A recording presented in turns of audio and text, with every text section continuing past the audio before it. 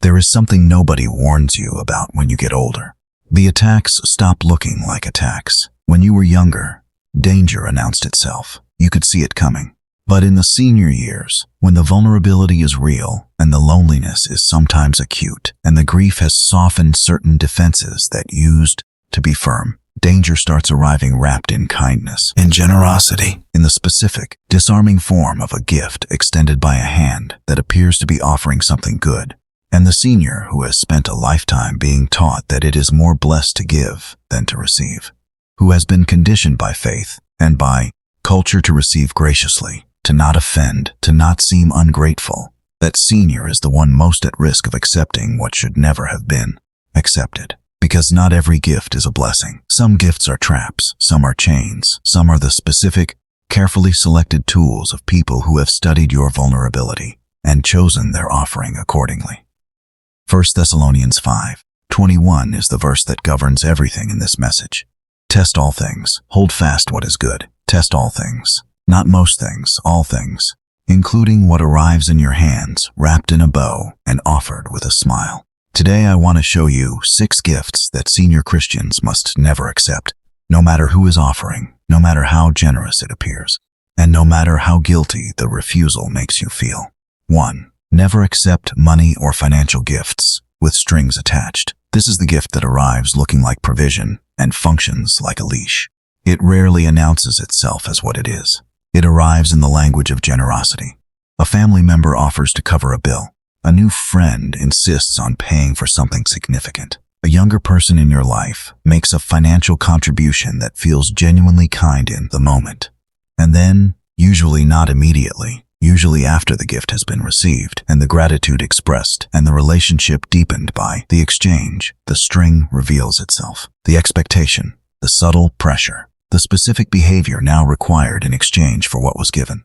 The way the gift is referenced in subsequent conversations when the giver wants something. The specific leverage that a financial gift, accepted without examination, places in the hands of the person who gave it. I have watched this pattern devastate senior believers. A woman in her late 70s accepted regular financial help from an adult child. Within 18 months, she had been moved into a living situation she did not choose, separated from the community she had built, and placed in circumstances that served her child's convenience rather than her own well-being. The money was real. The control that followed it was real. Proverbs 22:7 gives the warning that applies before the gift arrives, not after. The rich rule over the poor, and the borrower is slave to the lender. The principle extends beyond formal loans. Any financial gift that creates obligation, that shifts the power dynamic in a relationship, that makes you feel you owe something beyond gratitude, is a gift that has purchased a portion of your freedom. Before you accept any significant financial gift, ask the honest question. What does this person expect in return? Not what they say they expect. What the pattern of their giving has shown they expect. And if the honest answer produces unease, trust the unease. Your freedom in the senior years is not for sale, not even at a generous price. 2. Never accept gifts connected to the occult or spiritual practices that contradict your faith. This one seems obvious until you are standing in the moment when it is not. It is not always a crystal or a tarot card or an obvious occult object. Sometimes it is a piece of jewelry with a symbol the giver insists is purely decorative. Sometimes it is an object that belonged to a relative who practiced things your faith forbids, passed down through the family as heirloom. Sometimes it is something given by someone in a new relationship who follows spiritual practices that contradict yours, offered casually, received casually, brought into the home where you pray and where your spiritual atmosphere is either protected or compromised by what you allow inside it. The senior believer who has walked with God for decades understands in the marrow of their faith that the spiritual realm is real, that what you allow into your environment affects your environment, that the God who said, "Do not bring an abomination into your house," was not speaking metaphorically. Deuteronomy 7:26 is the verse that should be the senior believer's governing policy on this category. Do not bring a detestable thing into your house, or you, like it, will be set apart for destruction. Regard it as vile and utterly detest it, for it is set apart for destruction. Regard it as vile, not politely decline it. Regard it as something that has no right to cross the threshold of a home where God is honored. You do not need to make a scene. You do not need to deliver a theological lecture to the person offering it.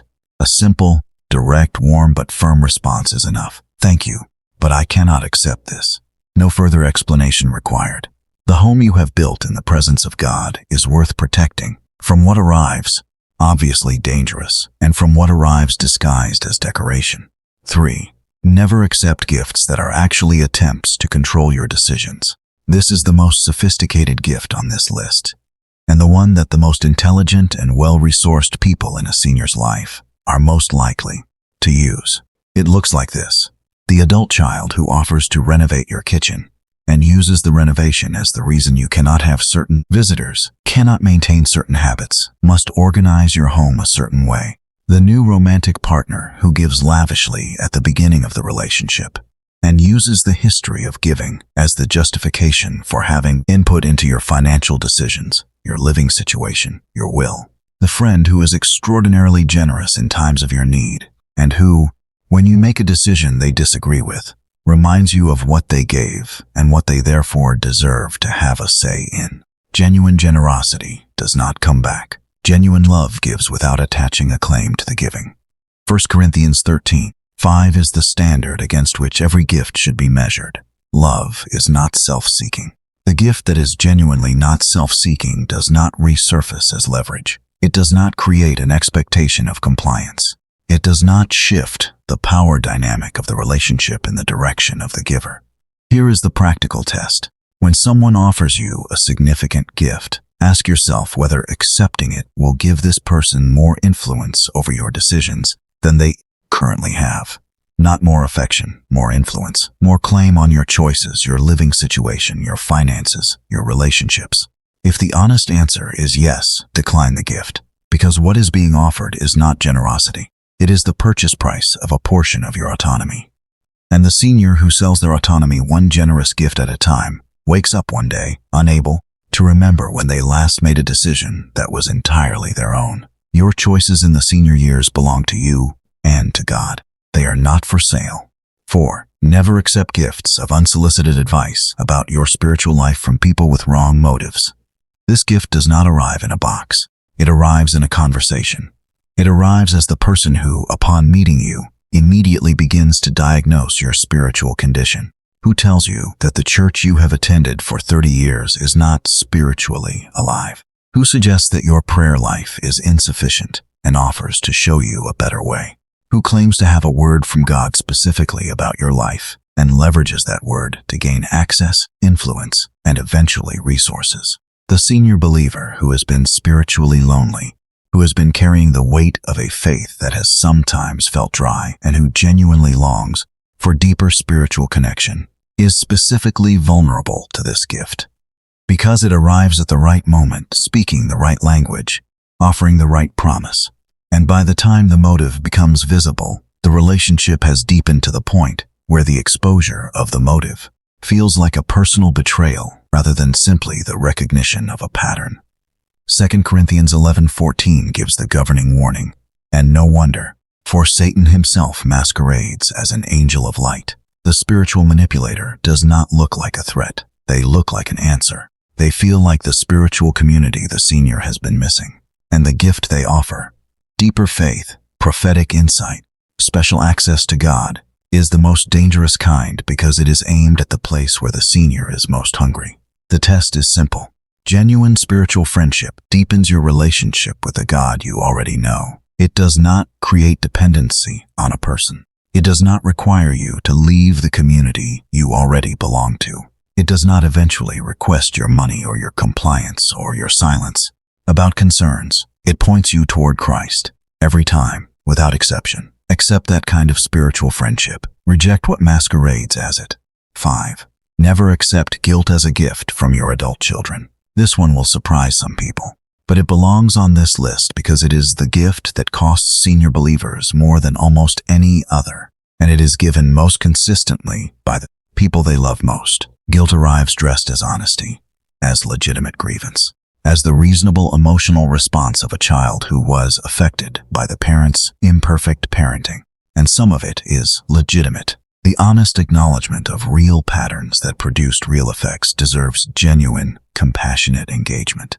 But there is a category of guilt that adult children extend to senior parents that is not honest grievance. It is currency. It is the specific, weaponized form of the parent's love for their child being used to extract compliance, resources, access, or behavioral change from a senior who loves their child enough to absorb the accusation rather than examine it. The senior parent who accepts this gift without examination carries it into every interaction. It shapes their parenting of adult children. It distorts their financial decisions. It produces the specific, exhausting, never quite resolved dynamic of a relationship organized around managing the parent's guilt rather than building genuine connection.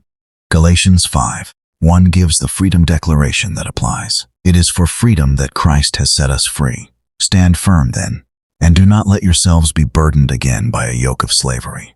The guilt your adult children hand you, if it is genuine, examine it honestly, apologize where appropriate, and release it to God. If it is currency, refuse it, not unkindly, clearly. I love you, I hear you, and I am not going to carry this as a permanent burden. I have brought it to God, and I am choosing to walk free. The parent who refuses the currency of guilt is not an unloving parent. They are a parent who has decided that genuine relationship is worth more than the performance of compliance. And genuine relationship cannot be built on a foundation of managed guilt. 6. Never accept romantic attention that arrives too fast and feels too good to be true. The final gift on this list is the one that costs senior believers the most, financially, emotionally, and spiritually. It arrives at the moment of maximum vulnerability, after the loss of a spouse, after a season of profound loneliness, after the specific, grinding aloneness of a life that was built for partnership and is now organized around absence. And it feels, in that moment, like the most personal and most precious gift imaginable. The attention of someone who sees you, who is interested in everything about you, who calls consistently, who listens carefully, who says the things that the loneliness has been most hungry to hear, who references God, who prays with you, who speaks the language of faith with a fluency that signals they belong to the same community you do. And then, at the moment when the emotional investment is deepest and the defenses are most thoroughly down, the gift reveals its actual price, which is usually significant. Song of Solomon 8:4 contains the instruction that the rushing romantic gift most violates. Do not arouse or awaken love until it so desires. Until it so desires, in the natural, organic, genuinely developing pace of a relationship that is building something real rather than extracting something specific. The relationship that accelerates toward intensity faster than genuine connection can develop is a relationship that is being driven by an agenda rather than by genuine love. The senior who receives extraordinary romantic attention deserves to receive it in the form that genuine love actually takes, which is patient, which is consistent over time rather than intense over weeks, which deepens naturally rather than accelerating artificially, which survives the honest questions rather than avoiding them. If the attention arrives too fast, feels too perfectly calibrated to your specific vulnerability, and produces in you more relief than genuine joy, that is not love. That is a gift with a price you have not yet been shown. Do not accept it until you have seen the price. Do not forget 6 gifts, 6 specific, senior-targeted, carefully disguised forms of what the enemy delivers in the packaging of blessing. Financial gifts with strings, objects connected to spiritual darkness, generosity designed to control, spiritual guidance with wrong motives, guilt offered as currency by adult children, romantic attention that moves too fast. Proverbs 4:23 is the governing instruction over every one of them. Above all else, guard your heart, for everything you do flows from it. Guard your heart. Not close it, not seal it against every good thing that God sends. Guard it with the specific, prayerful, discerning attention of someone who knows that the heart that flows from a guarded place produces a life that honors God. And the heart that has been taken by something that should have been refused produces consequences that last far longer than the moment of accepting we did. Test every gift, hold fast what is good, and trust that the God who designed genuine generosity will make it recognizable from the counterfeits, if you are willing to look carefully before you reach out your hand. Of the 6 gifts on this list, is one of them already in your hands? Something you accepted that you are now recognizing in the hearing of this message as something that came with a cost you did not fully see when you reached for it. Bring it to God, specifically, by name, and ask Him what returning it or releasing its hold requires in your specific situation. Share this message with every senior you love who is in a season of vulnerability, who has recently lost a spouse, who is lonely, who is navigating a new relationship or a family tension or a financial pressure. The gift that is refused before it is accepted costs nothing. The gift that is returned after it has been accepted costs something. The gift that is never returned costs everything. Comment below. I test every gift. I only keep what God approves. Declare it as the governing standard over everything offered to you from this day forward. And subscribe, because this channel gives senior believers the honest, specific, biblically grounded warnings they need for the season they are actually in, including the warnings that arrive dressed as blessings. James 1:17, the standard against which every gift in this message should be measured. Every good and perfect gift is from above, coming down from the Father of the heavenly lights, who does not change like shifting shadows. Every good and perfect gift is from above. Not every gift, every good and perfect one. The good and perfect gifts come from God. They do not come with strings. They do not shift the power dynamic. They do not masquerade as spiritual guidance while pursuing selfish ends. They do not accelerate past the pace that genuine love requires.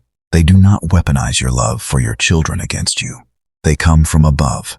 They arrive with peace rather than unease. They deepen your relationship with God rather than creating dependency on a person. They pass the test of 1 Thessalonians 5:21. They hold up when examined. They remain good when the initial warmth fades and the honest questions are asked. That is the gift worth accepting. Test everything else. Hold fast only what is good, and trust that the God who gives every good and perfect gift knows exactly which ones belong in your hands.